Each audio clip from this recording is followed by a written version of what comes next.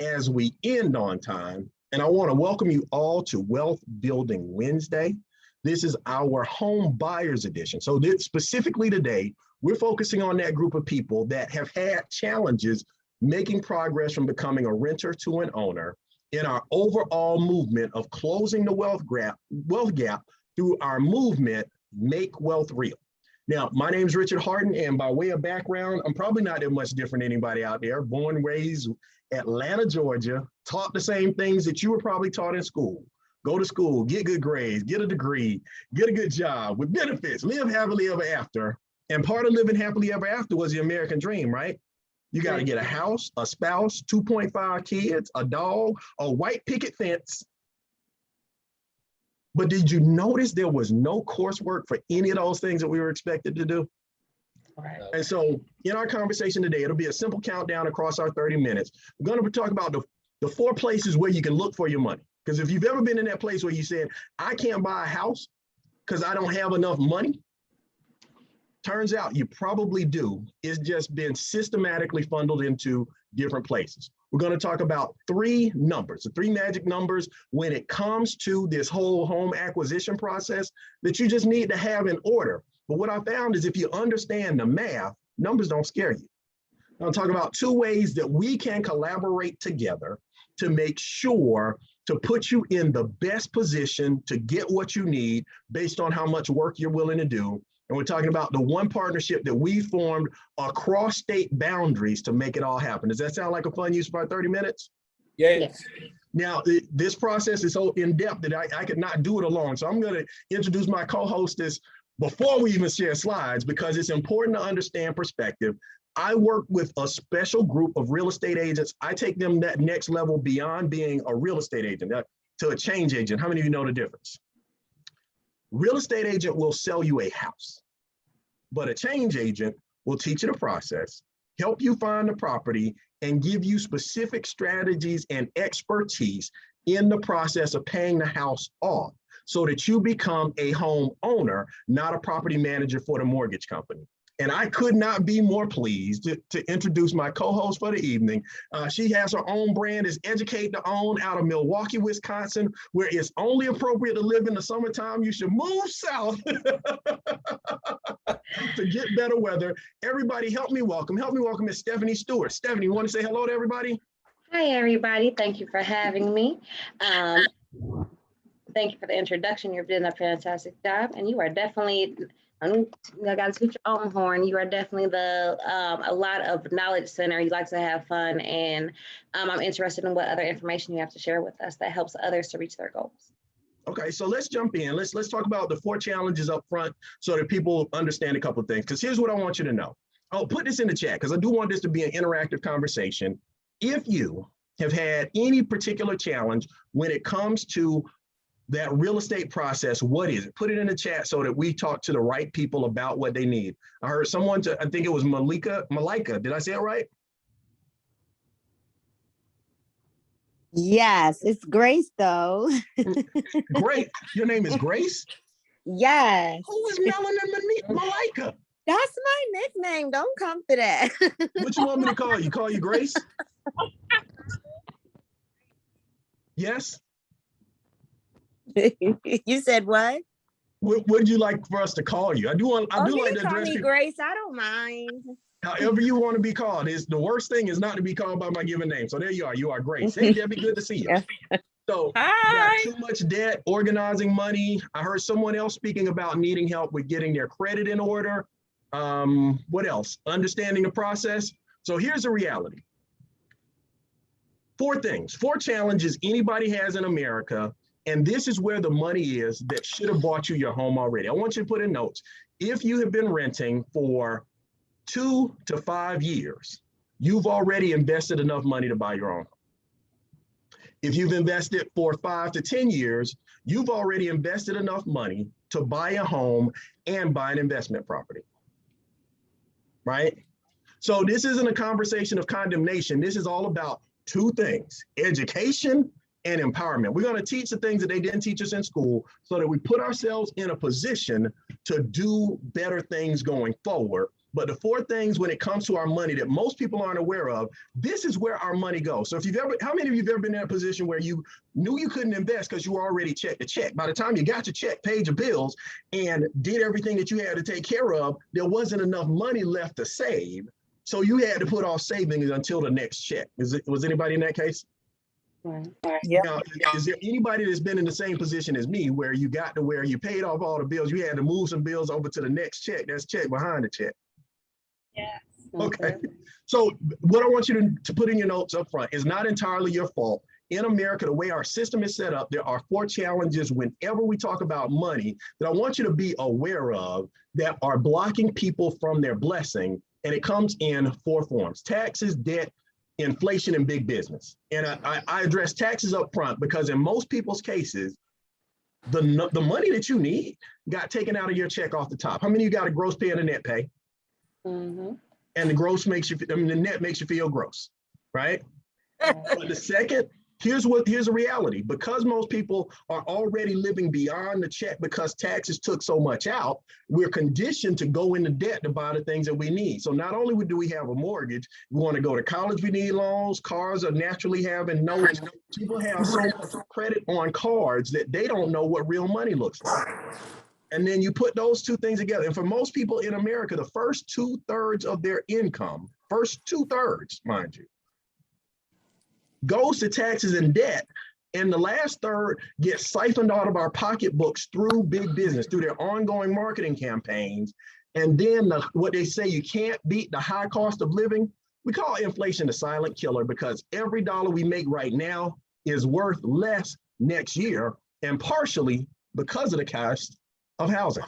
Now, this is not a doom and gloom conversation. It's just to paint the rental reality. So question, how many of you, show of hands, how many of you have been renting for 2 years or more?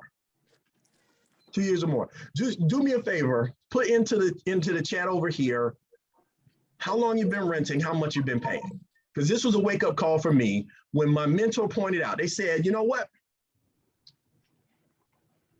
You've already pay enough to buy a house. You know why? You're buying that man a house. All right, let's see, what do we have as numbers? So keep those numbers going. 2 years, $675 a month, good, good. As we go through the process, here's what I want you to think. Simple chart. If you chart the process, and Stephanie, you want to walk through the chart on how the value of rent goes in terms of lifestyle? I sure will, because when I first saw it, it was definitely life-changing. Because these were your numbers, right? Yep. So let's talk about this.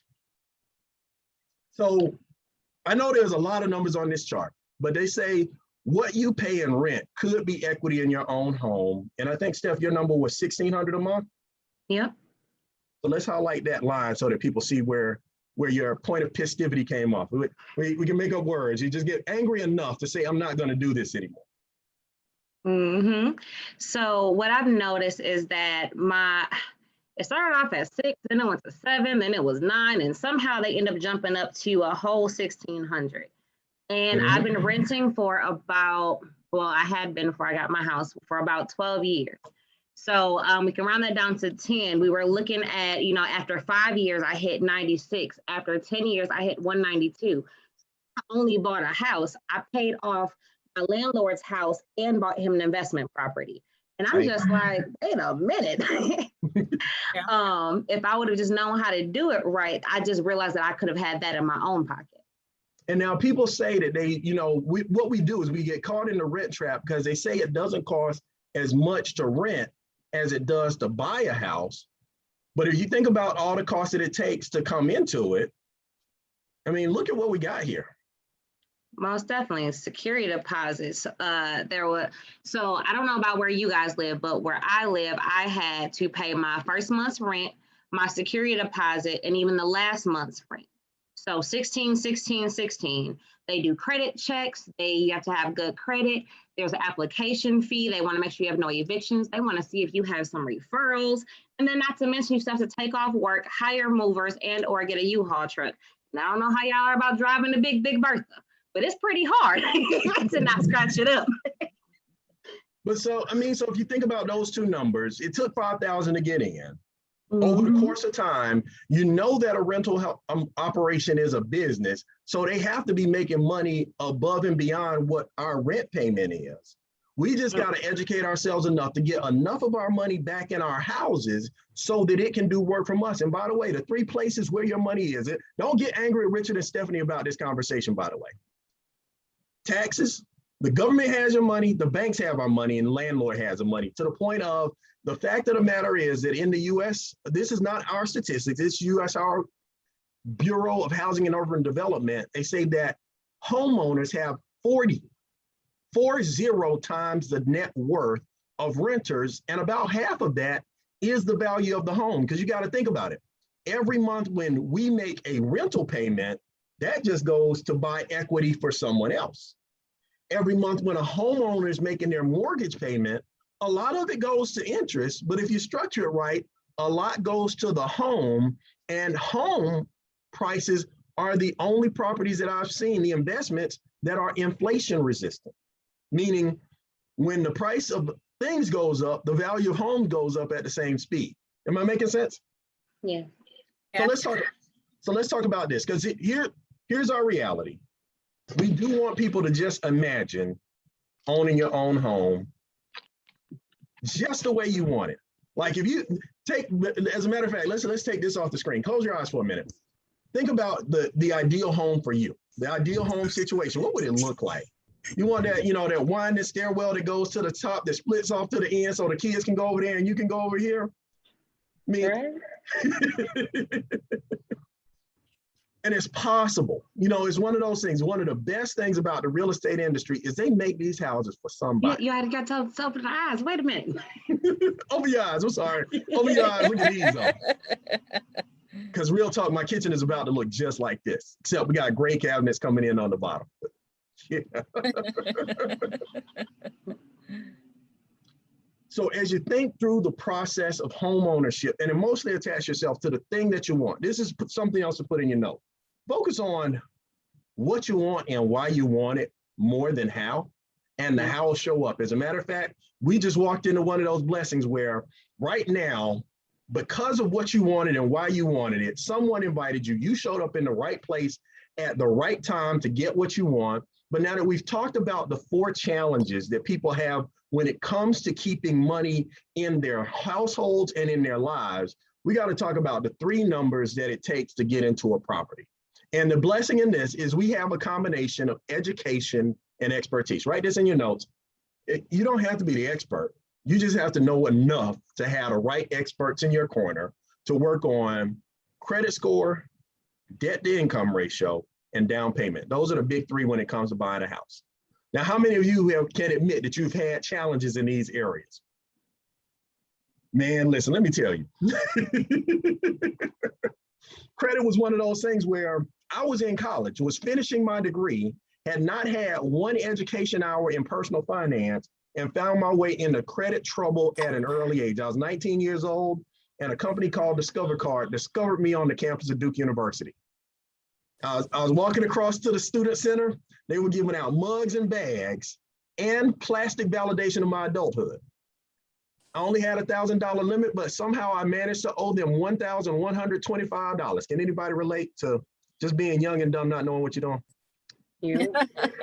So suddenly Yes. I was over leveraged from the beginning, but that became a part of my immediate history. So what I want to do for a few minutes is take some time to educate people along with Stephanie about credit, especially as critical as it is to the home buying process. Because if you think about it, what most people lack because of what we get in traditional education is a specialized financial education and a team of experts to help them with the areas that they already dug a hole in. You got to think about this. You can't get out of a hole by digging out the bottom. You got to rebuild a step at a time to get back where you want to go. But when it comes to credit, what most people don't know is that it's on a range, correct? Yeah. Meaning Yeah. everything perfect is 850, 300 is as bad as it can get. But in between is where things happen. Because Stephanie, you were talking about this earlier. When it comes to home buying, the biggest part is determined up front by this thing because it affects all these things, right? Yeah, the credit score is I'm not gonna say it's a life or death number, but it is definitely something that changes how much you pay for how long you pay. So like the down payment you put down, whether that is 2%, 3.5, 5%, or 20%. The type of loan you have, whether that is a jumbo, arm, fixed rate, or a balloon rate, and your interest rate is the amount that you're paying over your 15-year or 30-year term, 5-year term if you're cool. And that's going to be like what you're paying back for on top of that. And so the net of this is the better your credit is, the better your options are. And it kind of goes like grades, except this is actually more important than my grade point average. This is stuff you realize is valedictorian. I had a A+ grade point average. You know what my credit score was? 609. Oh yeah, I was down here. It's a D. Like if you consider it, 740 and up is considered A-class credit. The next two tiers, 680 to 740, that's a B. 620, there are programs that'll qualify you. Under 580, you're in trouble, right? So think of it, every two bands as a grade, except they get much more strict. And the thing that most people miss is that the banking industry is rigged against you if you struggle with money. Meaning if your credit is bad, they charge you more. So if you are able to qualify for a home with excellent credit, you get the best rates. If you have damaged credit, you get worse rates. But people don't really understand, Stephanie. They hear these percentages and think, well, the difference between 4.5% and 7% is only 2.5%. But look at the cost of it. Look at it's the huge. cost. It's huge. Yeah. Right. Yeah. Over the course of a 30-year mortgage, you bought a house and a half. And let's not even look at that damage case where if you get the house, you paid more for the same house. But what's happened is the bank has made more profit. They shift their risk to you. So what we do is we first educate people about credit, because my reality is I knew what my SAT score was, Steph, but I did not know what went into a credit score. So if you work this chart from the outside in, here's the breakdown of what your credit score is. 35% is your payment history, meaning I started at 19 with a card that I paid every month on time, but somehow the balance kept going up. I don't know if you've ever had that miracle. And then 30% is how much debt you're in. 15 is how old the debt you have. 10% is the mix of credit. How much of it is cards, how much is installments, and 10% is how often you ask for money. So we put together this simple chart so that even if you walked away from this conversation, you decided you're going to do everything you could do by yourself. There are 6 things that you can do to keep your credit score high. Make sure that you take just a screen capture of this so that you can understand how this works with the psychology of a credit score, so that the things that you think you should do, you get guaranteed. But number 1, you should pay your bills on time. Number 2, in this day and age, it's actually working against you not to actively monitor your credit. Meaning, there are people out there looking to use your identity right now to buy stuff. Now, some of us have credit so bad that if they stole our identity, they'd just be practicing. Right. But the third thing is, once you start this process, we'll talk about our debt snowballing approach to accelerating debt payoffs. Keep no less than 50% of your available credit available, and ideally no more than 10%. Once you paid off a card, keep it open, but put it in the freezer. Don't use it. Don't open new accounts, especially if you're laser focused. Like Stephanie, I know you and I were talking about that couple that said they wanted to buy a house. They'd entered a contract, got excited, went out there, went shopping, found the ideal dining room suite. The salesman said there's no money down. If I mess up my debt to income ratio, not. So now they got a dining room set that they can put in somebody else's house. That spoils the deal. Make sure if the home is your priority purchase, make it the main thing. Don't buy anything else, especially on credit. And all of those voices that you hear, you want to save 20% off today with your Macy's card? No, not today. And then last thing, think twice before co-signing. As a matter of fact, don't do it. Don't do it. Pray for them. Encourage them to attend one of these sessions. But now here's the thing. Those are things that you can do. But I do want to make sure that people know that for somewhere between $2 and $4 a day, depending on what level we choose to collaborate, you can have a team of experts that goes to work through a process of credit restoration to get your credit to the best shape it's ever been in. Average person working with and there is a difference between credit restoration and credit repair. Credit repair, that's like putting a Band-Aid over a broken bone. The underlying condition is gonna show up. But with our credit restoration team, we have average score increase anywhere from 50 to 150 points. And we put people in a position where they're able to get the best scores possible. We're Better Business Bureau rated, and we include all the things that you need for reporting and starting the process based on free reports, but then personalized disputes to all three bureaus, Equifax, Experian, TransUnion, and the rebuilding services that most people don't think about in terms of building additional installment credit or rent reporting. Think about this, Steph.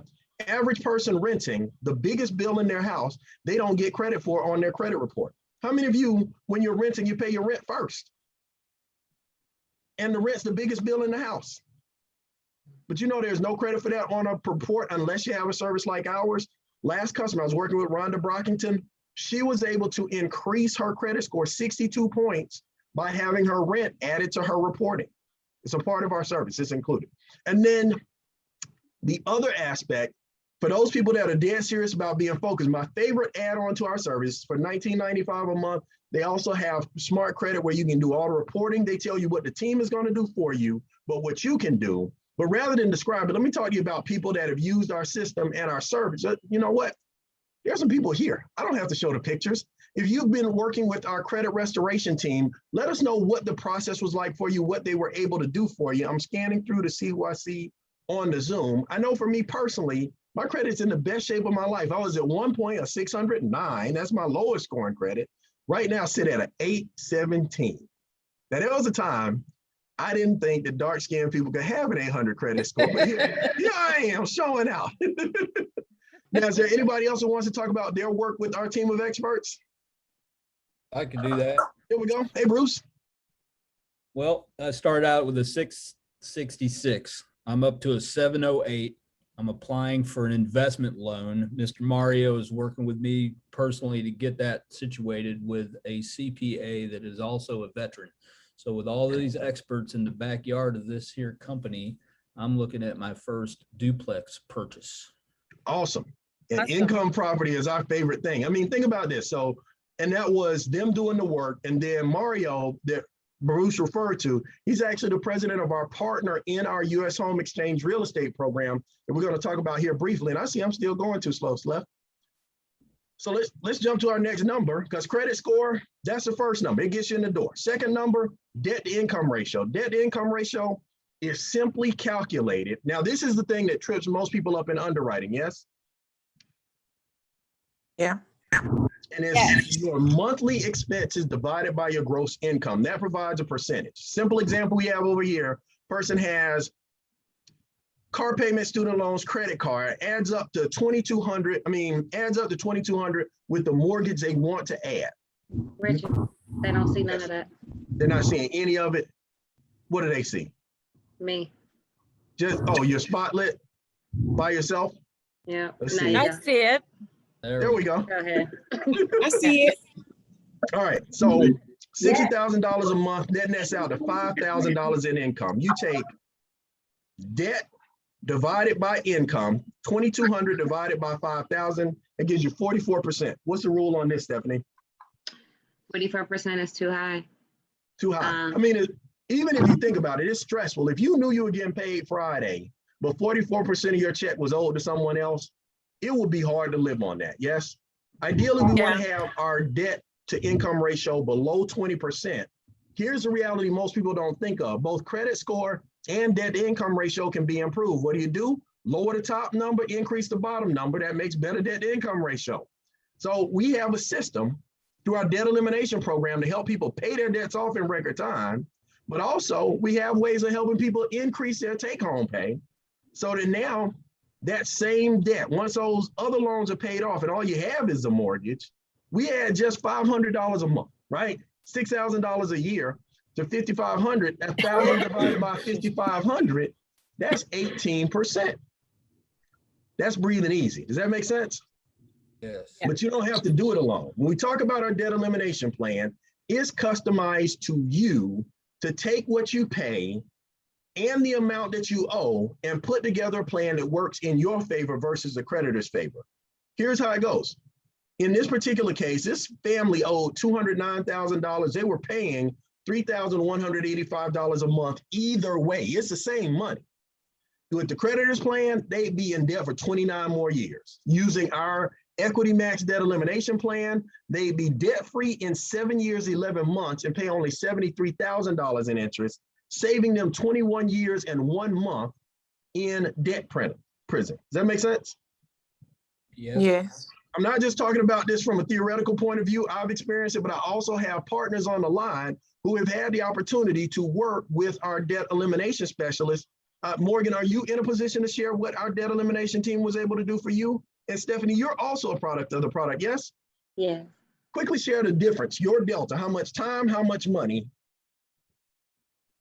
I'll go ahead and speak because I am in position. He's quiet. So the experts were able to take my debt from 84 years down to 9 years. So they shaved off 75 years in debt for me. Their plan also saves me $113,000 in interest. So yeah, I'll take the 9 years over 84 years any day.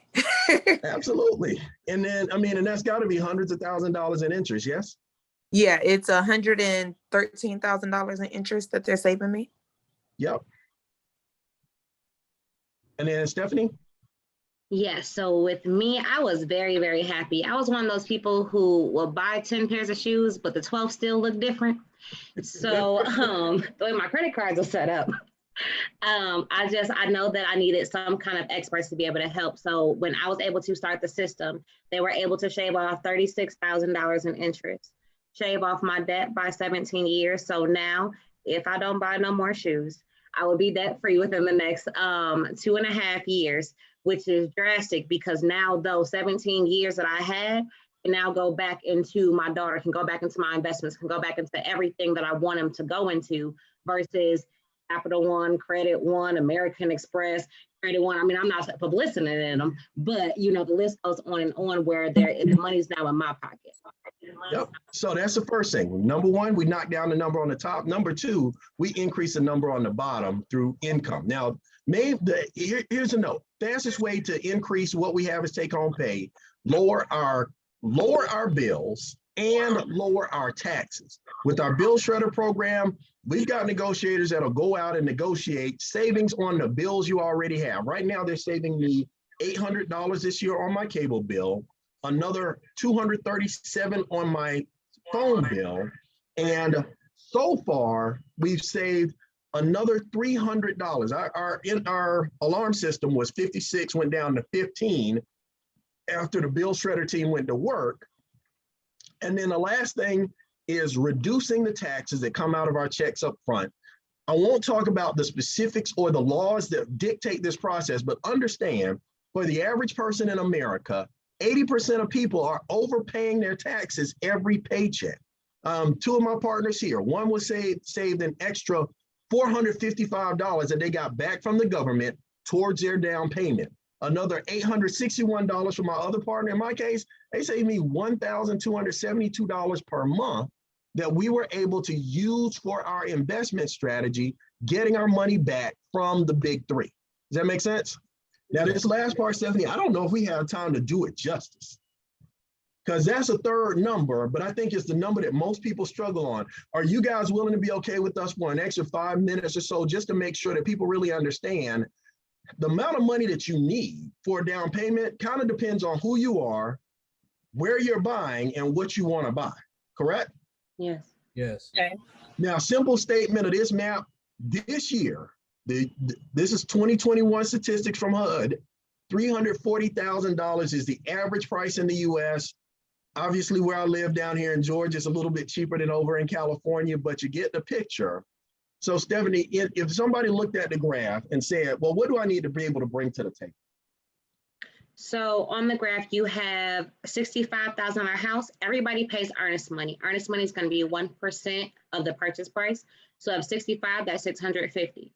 As we said before, if you have good credit, you're looking at that 3.5% down, which is only 2,275 versus a medium credit at 5% down at the 3,250. Or if you are either bad credit and or investor, you're looking at 20% down, which is 13. As those numbers go up, those numbers go up. So if Now, you're wait a minute, looking, Stephanie, what is Ernest? Why does he get money?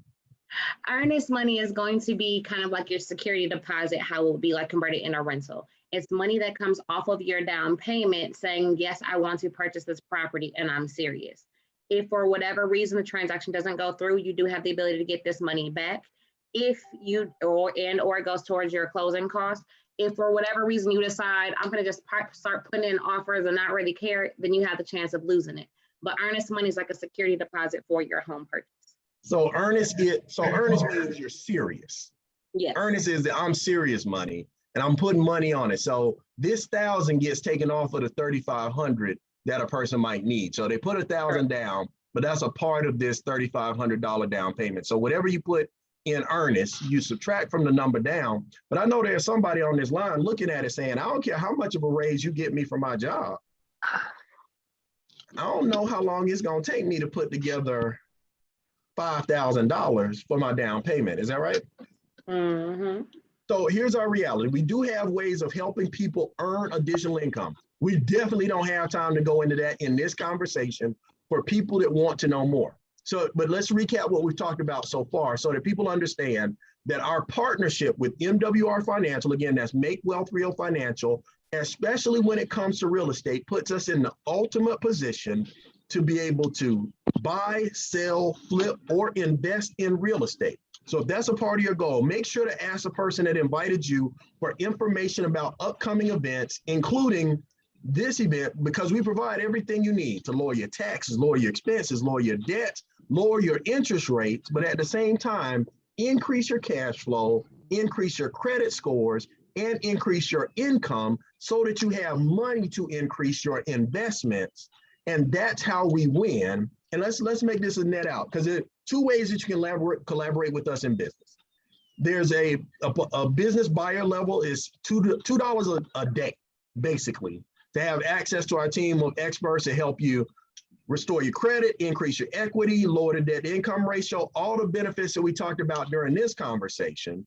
But there's also an opportunity to generate some additional income. Investments a little bit higher. It's, $4 a day. Right? But with that, we do offer daily pay, which lets you lower your taxable income, lower your debt to income ratio faster. Because imagine if, just like the example we talked about before, an extra $600 a month came to your house. Now that $60,000 becomes $67,000 a year. Not a big raise, but it definitely accelerates things. And we do offer company-sponsored car and mortgage payments. Only way really to lose is not to participate. So I do want to make sure that people have the two ways invisible in front of them, and we can follow up with the appropriate breakdown for you. Let the person that invited you know, whether you're level 2, level 1 collaborator, you just want to be a member, have access to the team of experts, it's $79.97 per month. That's $2.66 a day. And they do all the work in terms of getting your numbers in order financially. If you decide to become a franchise builder with us to take advantage of both the benefits of the membership, because every one of our franchisees is also a member, $228 a month, $228 upfront, $119 monthly, and it covers everything that the membership covers. Plus, you can make an extra $6,000, $7,000 to $10,000 a month, just depending on what you want to do. Does that make sense? Oh, we went fast. Tonight's topic, MWR Live, because I do have to get out of the way. I got to make room for corporate, because tonight they're doing a special presentation for those people that want to get interested in to get more information about the investment side of real estate.